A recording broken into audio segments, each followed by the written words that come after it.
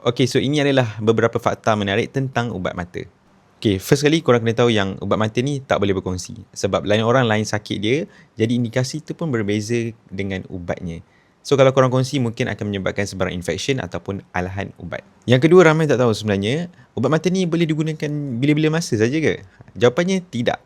Okay, sebenarnya ubat mata ni dia ada tarikh expired yang sangat cepat. So after korang buka, ianya hanya dapat bertahan selama 30 hari saja. So after that korang guna juga, dia akan menyebabkan kita ni prone to sebarang infection ataupun alahan. Yang ketiga, kita selalu dengar kan, kalau kita nak cepat sembuh, kita kena titik eye drops tu lagi banyak. Cepatlah sembuh kan? Jawapannya salah. Sebab satu eye drop tu bersamaan dengan satu dos. So kalau korang overdose, ianya akan menyebabkan kesan sampingan yang tidak diingini. Yang keempat, adakah cukup untuk merawat mata kalau beli dekat pharmacy store?